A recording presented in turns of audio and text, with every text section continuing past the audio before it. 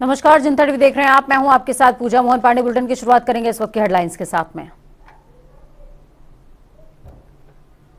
लखनऊ में कल जीआईएस आयोजन स्थल पर पहुंचेंगे PM Narendra Modi. Investor summit का उद्घाटन करेंगे पीएम। ग्लोबल ट्रेंड शो का भी लोकार्पण करेंगे प्रधानमंत्री।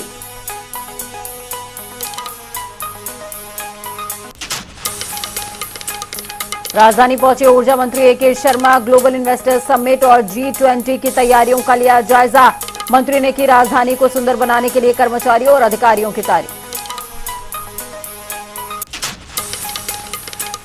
2 दिवसीय दौरे पर रक्षा मंत्री राजनाथ सिंह एलिवेटेड फ्लाईओवर का करेंगे उद्घाटन। एयरपोर्ट पर लक्ष्मण प्रतिमा का मुख्यमंत्री और रक्षा मंत्री के साथ होगा अनावरण। उत्तराखंड कांग्रेस को लगा बड़ा झटका। बीजेपी मुख्यालय में गंगोली हाट विधानसभा के सैकड़ों कांग्रेसी नेताओं और कार्यकर्ताओं ने थामा बीजेपी का दामन। बीजेपी प्रदेश अध्यक्ष महेंद्र भट्ट की अगुवाई में थामा है बीजेपी का दामन। देहरादून में पुलिस ने छात्रों पर किया लाठीचार्ज। गुस्साए छात्रों ने पुलिस पर किया पथराव। गांधी पार्क में विरोध प्रदर्शन कर रहे थे छात्र।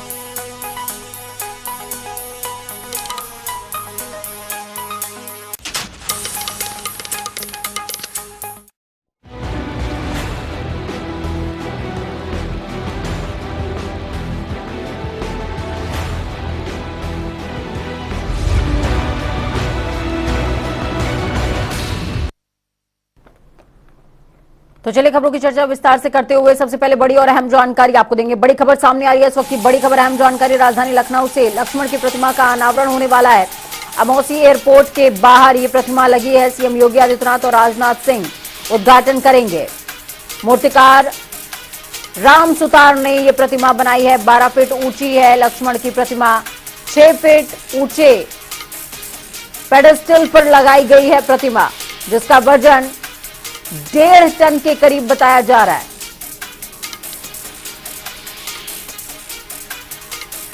बड़ी खबर, अहम जानकारी इस वक्त की आपको दे रहे हैं।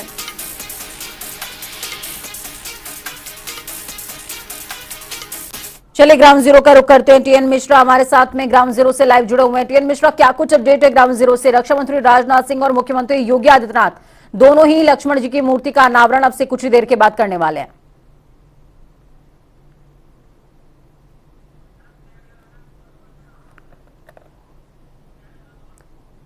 सीएम योगी आदित्यनाथ और राजनाथ सिंह उद्घाटन करेंगे और इस दौरान प्रतिमा का अनावरण भी होगा। आपको बता दें, ये प्रतिमा अमौसी एयरपोर्ट पर लगाई गई है और इस प्रतिमा की जो ऊंचाई है वो 12 फीट बताई जा रही है। 6 फीट ऊंचे पेडेस्टल पर यह प्रतिमा लगाई गई है, जिसका वजन करीबन 1.5 टन है। टीएन मिश्रा ग्राउंड जीरो से जुड़े हुए हैं। टीएन मिश्रा, क्या कुछ अपडेट ग्राउंड जीरो से? राजनाथ सिंह और मुख्यमंत्री दोनों ही प्रतिमा का अनावरण करने वाले हैं। अनावरण हो चुका है, माफ कीजिएगा। लोगों ने प्रतिमा का अनावरण कर दिया है जी अनावरण हो चुका है। अभी सीएम योगी आदित्यनाथ पहले आए, उसके बाद रक्षा मंत्री राजनाथ सिंह आए और उन्होंने इस 12 फुट प्रतिमा का लोकार्पण किया। इसके बाद अब यहीं पर जो है ओवरब्रिज जो बनाया गया है वो 2 किलोमीटर लंबा है और उसको लिंक वे का उद्घाटन करने पहुंचे हैं। और यहाँ पर अभी विधायक राजनाथ सिंह, कौशल किशोर सांसद और ये लोग भी मौजूद थे। और ये मूर्ति लेकर तमाम विवाद भी उठ रहा है। विपक्ष इस पर तमाम तरह सवाल उठा रहा है कि बसपा राज में जब मूर्तियां लग रही थी तब तो भाजपा विरोध कर रही थी, लेकिन भाजपा खुद मूर्तियां लगा रही है। तो धर्म से जोड़ते हुए अब लेकर के जो है लगातार बातें चल रही हैं। लेकिन फिर भी योगी आदित्यनाथ ने कहा कि बीरबल लक्ष्मण नगर लखनऊ के उन्हीं नाम पे था, तो इसलिए ये जो है बहुत बड़ी तोहफा के रूप में उन्होंने बताया लोगों को। और उसके बाद वो यहाँ से जो है पुल के उद्घाटन के लिए रवाना हो गए। बिल्कुल, बहुत शुक्रिया हमारे साथ जुड़ने के लिए टीएन मिश्रा, अहम जानकारी ग्राउंड जीरो से साझा करने के लिए। तो आपको बता दें कि लक्ष्मण जी की मूर्ति का अनावरण हुआ है। रक्षा मंत्री राजनाथ सिंह और मुख्यमंत्री योगी आदित्यनाथ ने अनावरण किया है। इसके बाद अन्य विकास कार्यों की सौगात सूबे को देने के लिए राजनाथ सिंह और मुख्यमंत्री योगी आदित्यनाथ आगे बढ़ गए हैं। तो ये जो लक्ष्मण जी की प्रतिमा है ये 6 फीट ऊंचे पेडेस्टल पर लगाई गई है। 12 फीट इसकी ऊंचाई है। G20 के लिए पूरा सूबा तैयार है। प्रदेश के नगर विकास और ऊर्जा मंत्री ए.के. शर्मा लखनऊ पहुंचे हुए थे, जहां पर उन्होंने ग्लोबल इन्वेस्टर्स समिट और G20 की तैयारियों को लेकर वृंदावन योजना के अंडरपास की व्यवस्थाओं का स्थलीय निरीक्षण भी किया है। नगर विकास और ऊर्जा मंत्री ए.के. शर्मा ने निरीक्षण स्थल के बाद लखनऊ को सुंदर बनाने के लिए कर्मचारियों और अधिकारियों की तारीफ भी की है। लखनऊ नगर के वासियों को मैं बधाई देना चाहूँगा कि उनके सहयोग से और लखनऊ नगर निगम सहित और आवास विकास प्राधिकरण सहित हमारी जो एजेंसियां हैं, सरकारी एजेंसियां हैं, उनको भी बधाई देना चाहूँगा कि GIS और G20 के मद्देनज़र उन्होंने लखनऊ नगर को जो सजाया है, जो सुशोभन किया है, वो काबिले तारीफ़ है। वहीं दूसरी तरफ पीडब्ल्यूडी मंत्री जितिन प्रसाद आज अयोध्या दौरे पर पहुंचे, जहां पर उन्होंने सबसे पहले रामनगरी अयोध्या पहुंचकर श्री रामलला और हनुमानगढ़ी के दर्शन पूजन किए। फिर उसके बाद सर्किट हाउस पहुंचकर भाजपा जनप्रतिनिधियों से मुलाकात करी है और विभागीय अधिकारियों के साथ बैठक हुई। इस दौरान जितिन प्रसाद ने बताया कि सीएम योगी का जो विजन है, जो उनकी सोच है, उससे अयोध्या का कायाकल्प हो रहा है। अयोध्या में भव्य भगवान राम का मंदिर बन रहा है। इसके साथ ही इंफ्रास्ट्रक्चर और करोड़ों श्रद्धालुओं के लिए सुविधाओं पर भी काम किया जा रहा है। आप देखिएगा मुख्यमंत्री जी का जो विजन है और जो उनकी सोच है, वो अयोध्या नगरी को कायाकल्प, भगवान राम जी का जो भव्य मंदिर का निर्माण हो रहा है, उसके साथ साथ इंफ्रास्ट्रक्चर और लोगों को और करोड़ों श्रद्धालुओं के लिए सुविधाएं, उस पर सरकार का ध्यान है और उसी के ध्यान में रखते हुए जो इंफ्रास्ट्रक्चर के यहाँ मूलचूल परिवर्तन हो रहे हैं, एक भव्य नगरी का निर्माण हो रहा है। राजधानी लखनऊ का नाम तब्दील करके लक्ष्मणपुरी करने की मांग के बाद सुभाषपा प्रमुख ओम प्रकाश राजभर ने सीएम योगी आदित्यनाथ को एक पत्र लिखा, जिसमें उन्होंने गाजीपुर और बहराइच का नाम तब्दील करने की मांग की। उन्होंने गाजीपुर का नाम बदलकर विश्वामित्र नगर और बहराइच का नाम बदलकर महाराजा सुहेलदेव राजभर नगर करने की मांग रखी। उनकी इस मांग पर बीजेपी के कई नेताओं ने समर्थन किया, जबकि दूसरे ओर समाजवादी पार्टी और बीएसपी ने उनके खिलाफ मोर्चा खोल दिया है। तो वहीं आज बाराबंकी पहुंचे प्रदेश सरकार के लोक निर्माण मंत्री और जिले के प्रभारी मंत्री जितिन प्रसाद ने ओम प्रकाश राजभर की इस मांग का समर्थन किया है। जितिन प्रसाद ने से जब पूछा गया कि ओम प्रकाश राजभर की मांग है, तो उन्होंने इस पर अपनी प्रतिक्रिया देते हुए कहा, लोकतंत्र में सभी को अधिकार है अपना मत रखना। जितिन प्रसाद ने यह भी कहा कि अच्छी बात है, सरकार उनकी बात पर सही समय पर जरूर विचार करेगी। खास प्राथमिकता देने वाला 30 स्किल इंडिया इंटरनेशनल सेंटर खुलेंगे। सरकार द्वारा बच्चों के लिए नेशनल डिजिटल लाइब्रेरी, अब तक तो किताबें होंगी, अब तो सब ऑनलाइन हो जाएगा, तो उनको वो एक्सेस मिलेगा उन पुस्तकों का और इंफॉर्मेशन का जो आज तक नहीं मिल पाया है। पंचायत और वार्ड स्तरों पर पुस्तकालय खोलने के लिए राज्य को प्रोत्साहित किया जाएगा। मेडिकल कॉलेज 157 के साथ को लोकेशन में 157 नए नर्सिंग कॉलेज स्थापित किए जाएंगे। ये भी एक नया सेक्टर है। तो वहीं दूसरी तरफ इटावा में भारत सरकार की वित्त मंत्री निर्मला सीतारमण ने बजट पास कर दिया है। बजट पास किए जाने के बाद से ही विपक्ष मोदी सरकार पर लगातार हमलावर है और बजट को लेकर विपक्ष को घेरने की कोशिश कर रहा है। तो वहीं बजट के बारे में समझाने के लिए सरकार के मंत्री अब यूपी के तमाम जनपद पहुंच रहे हैं। इटावा की अगर बात करें तो योगी सरकार के इलेक्ट्रॉनिक और सूचना प्रौद्योगिकी मंत्री अजीत पाल पहुंचे हुए थे, जहां पर उन्होंने प्रेस वार्ता करते हुए सरकार के जरिए पेश किए गए बजट की जमकर तारीफ करी और बताया कि इस बजट में जनता के लिए कितने प्रावधान किए गए। पुस्तकालय स्थापित किया जाना है। अगले 3 वर्षों में 740 एकलव्य स्कूल के लिए 38,880 800 टीचर्स के स्टाफ की नियुक्ति किए जाने का एक स्वागत योग्य कदम है। मैं परम आदरणीय प्रधानमंत्री जी द्वारा डेयरी और मत्स्य पालन पर ध्यान देने के साथ कृषि ऋण सख्त से बढ़ाने को लेकर 20 करोड़ रुपए किए जाने के लिए निर्णय का हार्दिक स्वागत करता हूँ। युवा उद्यमियों द्वारा कृषि स्टार्टअप को प्रोत्साहित करने के लिए कृषि कोष को स्थापना निर्णय एक सराहनीय कदम है। तो वहीं दूसरी तरफ प्रभारी मंत्री रजनी तिवारी कन्नौज पहुंची हुई थी, जहां पर वो जिला अस्पताल में निरीक्षण करने पहुंचे। इस दौरान मंत्री ने अस्पताल में सभी व्यवस्थाओं का जायजा लेने के बाद मरीजों और तीमारदारों से बातचीत भी की। आपको बता दें, व्यवस्थाएं दुरुस्त मिलने पर सीएमएस को शाबाशी देती मंत्री नजर आई। मंत्री के साथ में डीएम, एसपी सहित जिला स्तरीय अफसर भी मौजूद रहे।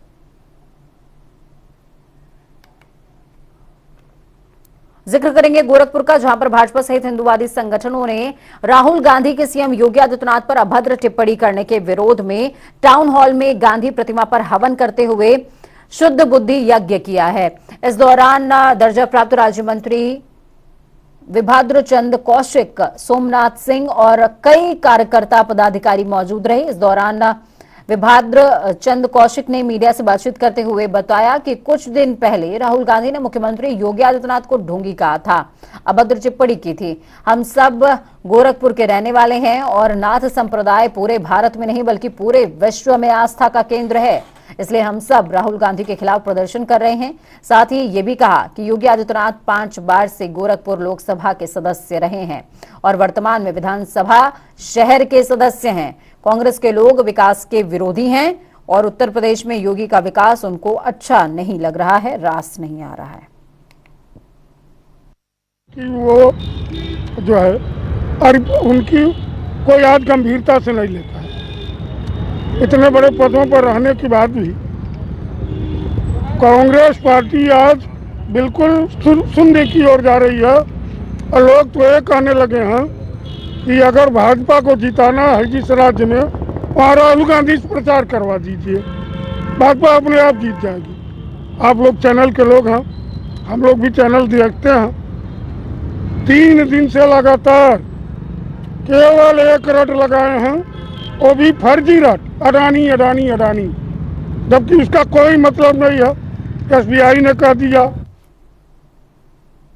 तो वहीं आपको बता दें कि हरदोई में हाथ से हाथ जोड़ो अभियान की समीक्षा करने पहुंचे कांग्रेस के प्रांतीय अध्यक्ष और पूर्व मंत्री नकुल दुबे ने स्वयं प्रसाद मौर्य को लेकर कहा कि वो समाजवादी पार्टी और भाजपा से ही ज्ञान प्राप्त कर रहे हैं। उन्होंने कहा कि ये बयानबाजी मुद्दों से ध्यान भटकाने के लिए की जा रही है।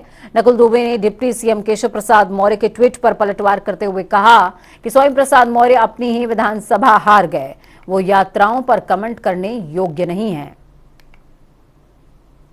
हम लोग अपने जो समीक्षा बैठकें हैं अपने उसमें 11 जनपद हैं, तो 11 जनपदों की समीक्षा बैठक में आज 9 तारीख को हम लोग हरदोई जनपद आए हुए हैं। हमारा जो राष्ट्रीय नेतृत्व द्वारा हम लोग को अभियान दिया गया है, हाथ से हाथ जोड़ो अभियान, तो उसी अभियान में जो अभी तक की प्रगति है उसी की समीक्षा के लिए हम लोग जिलाध्यक्ष महोदय के आह्वान पर यहाँ पर हैं और उसी के काम यहाँ पर उसी के लिए मीटिंग चल रही है।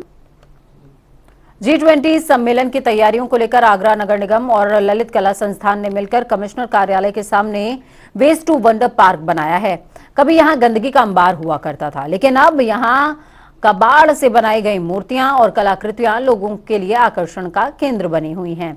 यहां आने वाले लोग अपने आप को इन स्कल्पचर्स के साथ सेल्फी लेने से नहीं रोक पा रहे हैं। साथ ही आपको ये बता दें कि गांधी जी के 3 बंदरों के बारे में तो आपने सुना जरूर होगा, जो बुरा ना देखो, बुरा ना कहो और बुरा ना सुनो का मैसेज देते हैं। लेकिन इस पार्क में एक नया चौथा बंदर जुड़ गया है। इस बंदर के हाथ में मोबाइल फोन है, जिसकी वजह से ये लोगों का ध्यान आकर्षित कर रहा है। ये हमारा वन अर्थ पार्क है। इसको हमने नगर निगम में जो हमारे पास वेस्ट मटेरियल उपलब्ध था, जैसे कि पुराने टायर, पुराना मेटल स्क्रैप और प्लास्टिक फ्लेक्स, ये सब चीज़ें, इनको हमने आर्टिस्ट्स के थ्रू रिसाइकिल कराया है और इनसे हमने ये सुंदर स्कल्पचर्स बनवाए हैं। और इसके थ्रू हम सस्टेनेबल लिविंग का मैसेज देना चाहते हैं, क्योंकि हमारे G20 का थीम भी वन अर्थ वन फ्यूचर है। तो उसी के अकॉर्डिंग हमने इसको डेवलप किया है और यही मैसेज हम लोगों को देना चाहते हैं। लखनऊ में कल से शुरू होने वाले ग्लोबल इन्वेस्टर्स समिट और G20 को लेकर तैयारियां पूरी कर ली गई हैं। मंडलायुक्त डॉक्टर रोशन जैकब ने बताया कि दोनों बड़े इवेंट्स की मेजबानी करने के लिए प्रशासन पूरी तरीके से तैयार है। मंडलायुक्त ने यह भी बताया कि लखनऊ विकास प्राधिकरण के जरिए बंधा रोड पर हॉर्टिकल्चर, लाइटिंग, फ्लैग, मरम्मत के काम, डेंटिंग, पेंटिंग, ये तमाम चीजें करते हुए शहर को सजाया गया है।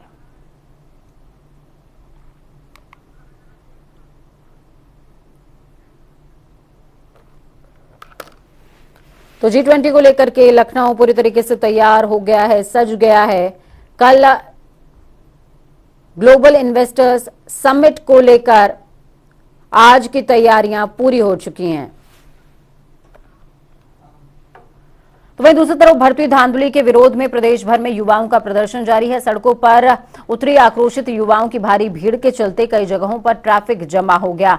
आपको बता दें कि गांधी पार्क के सामने विरोध करने के लिए युवाओं की भारी भीड़ उमड़ी हुई थी। अलग अलग क्षेत्रों से छात्र प्रदर्शन करने के लिए पहुंचे थे। इस दौरान छात्रों ने पुलिस पर पथराव किया, जिसके बाद स्थिति को नियंत्रित करने के लिए पुलिस ने लाठीचार्ज किया है। पुलिस की माने तो ये प्रदर्शन उग्र रूप ले रहा था। साथ ही लगातार स्थिति को काबू करने की कोशिश की जा रही है। प्रदेश सरकार के खिलाफ नारेबाजी करते हुए युवाओं का कहना है कि नकल रोधी कानून आने के बाद से ही कोई भी भर्ती परीक्षा कराई जाए। उत्तराखंड बेरोजगार संघ का मानना है कि लोक सेवा चयन आयोग और अधीनस्थ सेवा चयन आयोग की ओर से करवाई गई सभी परीक्षाओं में जमकर धांधली हुई है। धांधली की वजह से तमाम परीक्षाएं निरस्त हो रही हैं और आगे भी होंगी।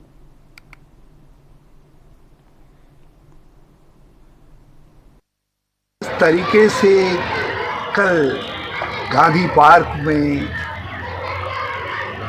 बेरोजगार लड़के और लड़कियों के साथ, विशेष तौर पर लड़कियों के साथ पुलिस ने दुर्व्यवहार किया है। उनको घसीट करके बसों में बिठाया है और धरना स्थल से हटाया है। कोई महिला नहीं, रात्रि का समय, और लड़कों को पीटा है।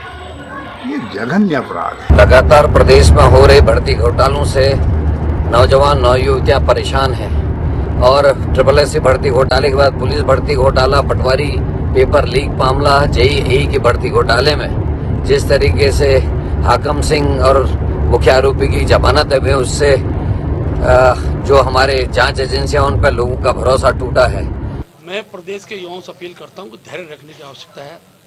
पुष्कर सिंह धामी जी इस परीक्षा घपले को जड़ मूल नष्ट करने का संकल्प लिए हुए हैं। बड़ी संख्या में कार्रवाई हो रही है। अभी बहुत लोग एक प्रकार से उस दायरे में और भी आ सकते हैं।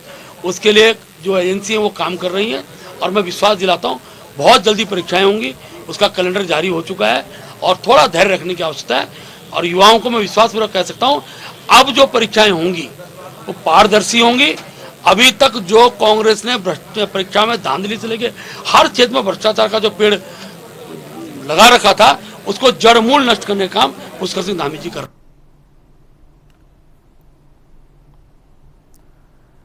तो आज देहरादून की सड़कों पर, राजधानी की सड़कों की तस्वीर आप देख रहे हैं। युवाओं ने जमकर प्रदर्शन किया, हंगामा किया और उनकी एक ही मांग कि हमारा भविष्य चौपट मत कीजिए। जब नकल रोधी कानून आप ले आए उसके बाद ही परीक्षा कराइए साहब। और इसी आक्रोश में छात्रों ने, बेरोजगारों ने पुलिस वालों के ऊपर, खाकीधारियों के ऊपर पत्थरबाजी भी करी है। तस्वीरें आपको दिखा रही है, एक्सक्लूसिव तस्वीरें हैं आपकी टीवी स्क्रीन पर। अजीत काम्बोज ग्राउंड जीरो से जुड़े हुए हमारे साथ में। अजीत, क्या कुछ अपडेट है? पत्थरबाजी हुई है और ये बेरोजगार महासंघ के युवा थे जिनका साफ तौर पर कहना था कि UKSSSC और भी तमाम संस्थाओं की कार्यदायी संस्थाएं जो भी हैं उनके द्वारा जो भी परीक्षाएं करवाई जा रही हैं सब फर्जी निकलती हैं, सब में कोई ना कोई धांधली सामने आ जाती है। तो पहले आप कानून ला लीजिए, कानून के बाद परीक्षा करवाइए। बिल्कुल, अगर उत्तराखंड में बेरोजगार युवाओं की बात की जाए तो बीते रोज से राजधानी देहरादून के गांधी पार्क के बाहर सत्याग्रह प्रदर्शन बेरोजगार युवाओं की तरफ से शुरू किया गया था, जिसमें देर रात को पुलिस की तरफ से जब इनको उठाने की कोशिश की गई तो वहां पर जमकर धक्का मुक्की और मारपीट जैसी स्थिति उत्पन्न हुई है। और उसके बाद से ही जो आंदोलन है वो उग्र होता चला गया है। सुबह सवेरे राजधानी देहरादून के गांधी पार्क में एक बार फिर से सैकड़ों की संख्या में जो बेरोजगार युवा थे वो एकत्रित होना शुरू हुए और दोपहर होते होते छात्रों की संख्या या युवाओं की संख्या आपको यहाँ पर रोकना चाहूंगी। जो तस्वीरें हम इस समय लाइव अपनी टीवी स्क्रीन पर देख पा रहे हैं, इन तस्वीरों में छात्रों को पुलिस वाले बस में भर के लेकर के जा रहे हैं। इन छात्रों को कहां पर लेकर के जाया जा रहा है? अजीत, आपको रोकेंगे। यहाँ पर कांग्रेस प्रदेश अध्यक्ष करण मारा जुड़ गए हमारे साथ में। महाराज जी, बहुत स्वागत जनता टीवी पर आपका। छात्रों के साथ आज राजधानी की सड़कों पर ये जो व्यवहार हुआ है इस पर आपकी पहली प्रतिक्रिया? करण मारा प्रदेश अध्यक्ष जुड़े हुए हमारे साथ में। महाराज जी, बहुत स्वागत जनता टीवी पर आपका।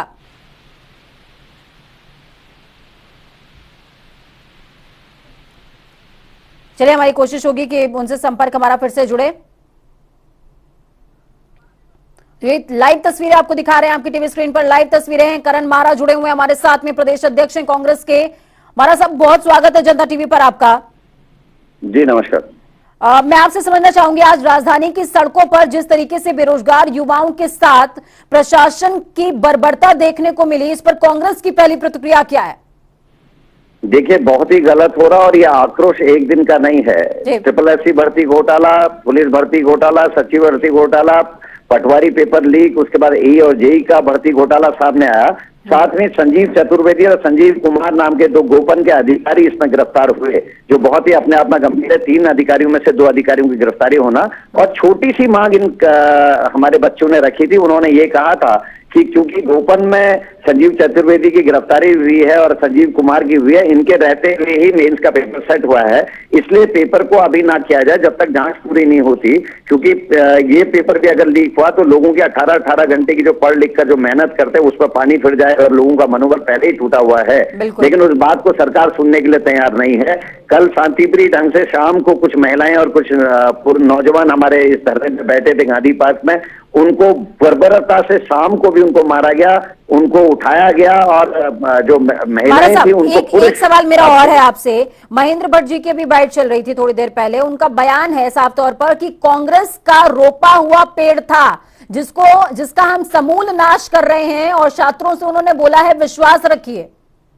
देखिए, बहुत हल्की बात महेंद्र भट्ट जी कर गए और हमेशा करते रहे, वो इसके लिए जाने भी जाते हैं। हम इस बात की बात ही नहीं रहा। कांग्रेस शुरू दिन से स्टैंड ले रही, जिस दिन से मैं आया हूं, कि किसी ने भी गलत किया उसको गिरफ्तार किया जाए। करण मेहरा ही वो पहला शख्स है, महेंद्र भट्ट नहीं है, जिसने कहा था कि RBS रावत की गिरफ्तारी होनी चाहिए। ये करण मेहरा ही पहला शख्स था जिसने इस बात को उठाया। हमने 16 से जितनी भर्तियां उनकी जांच की मांग मैंने ही करी थी, ये महेंद्र भट्ट जी भूल गए। हम आज का प्रश्न ये नहीं है मैम, प्रश्न ये है कि गोपन के अधिकारी पकड़े गए हैं और नौजवानों को ये डर है कि ये पेपर भी लीक हुआ होगा मेंस का, तो इसलिए परीक्षा नहीं करी जाए। इसको पुराने से नए से क्यों जोड़े? किसी भी सफेद पोस्ट नेता ने अगर गलत काम किया है, किसी भी अधिकारी ने गलत काम किया है, उनकी गिरफ्तारी होनी चाहिए। कांग्रेस इस पक्ष में है। लेकिन आज का जो ये माहौल है, ये पेड़ किसने लगाया, किसने काटा, इसकी बात नहीं है। क्या SSSC कांग्रेस ने कराया? क्या पुलिस भर्ती कांग्रेस के समय में? क्या ये सचिवालय की भर्ती हमारे समय में हुई? पटवारी पेपर लीक मामला क्या कांग्रेस के समय में हुआ? शर्म आनी चाहिए महेंद्र भट्ट। और आज जो लड़कियों के संग मारपीट हुई है, इसके लिए उनको माफी मांगनी चाहिए थी। कहां कांग्रेस और बीजेपी में उलझाने इस बात को? ये बेरोजगारों से जुड़ा हुआ मुद्दा है और नौजवान। आखिरी सवाल है हमारा साहब आपसे, मेरा आखिरी सवाल है आपसे। अब इन बेरोजगार युवाओं के लिए कांग्रेस का आगामी जो स्टैंड होगा वो क्या होगा? हम उनके साथ हैं, उनकी मांग के साथ हैं। हम कोर्ट भी जाना चाहेंगे तो हम वो भी करेंगे, क्योंकि मैडम चतुर्वेदी, ये जो संजीव चतुर्वेदी और संजीव कुमार पकड़े गए हैं, दोनों गोपन के अधिकारी हैं और इनके समय में ही मेंस का पेपर सेट हुआ है। तो नौजवान और नवयुवतियों का जो आक्रोश है या जो उनकी शंका है, उसमें गलत कहाँ है? मुख्यमंत्री जी एक घोषणा कर दें कि ठीक है 3 महीने 4 महीने तक परीक्षाएं नहीं होंगी, तब तक हम जांच कर देंगे। साथ में लड़कों का CBI जांच की मांग इसलिए कर रहे हैं कि पहले जो जांच एजेंसी थी उसमें उनकी शंका थी कि केस कमजोर बनाया जाएगा, और हाकम सिंह और मुख्य आरोपी के साथ 25 लोगों की जमानत हो चुके हैं। इससे भी नौजवान और नवयुवतियों में आक्रोश है कि कहीं ना कहीं कुछ ना कुछ घोटाला है। क्यों सफेद पोस्ट नेताओं के नाम सामने ने RBS रावत को गिरफ्तार कर दिया, लेकिन जो वर्तमान अध्यक्ष थे SSSC के, वो आज भी बाहर है, उनसे पूछताछ तक नहीं हो रही है। यानी कि सीधे तौर पर करण मारा का सरकार पर आरोप है कि छोटी मछलियां पकड़ी जा रही हैं, बड़ी मछलियां अभी भी जाल के बाहर हैं, और जब तक जो है एक सख्त कानून नहीं लेकर के आते तब तक जो परीक्षाएं हैं वो ना करवाई जाएं। मैं सही समझ पा रही हूँ? चलिए, बहुत शुक्रिया करण मारा साहब, आप हमारे साथ में जुड़े। प्रदेश अध्यक्ष हैं कांग्रेस के करण मारा जुड़े हमारे साथ में, जिन्होंने साफ तौर पर अपनी प्रतिक्रिया दी है। उन्होंने बोला है कि बच्चों के भविष्य को अधर में नहीं लटकाना चाहिए, उनके लिए एक सुटेबल नीति लेकर के सरकार को आनी चाहिए और उसके बाद ही परीक्षाएं होनी चाहिए। अजीत काम्बोज ग्राउंड जीरो से जुड़े हुए हैं हमारे साथ में। अजीत, करण मारा जुड़े, जिन्होंने साफ तौर पर कहा कि सियासत का विषय ही नहीं है, सियासत बाद में कर लीजिएगा, बहुत मौके आएंगे, लेकिन अभी उन छात्रों के भविष्य के बारे में हमें और आपको मिलकर के सोचना है जिनके भविष्य अधर में लटके हुए हैं।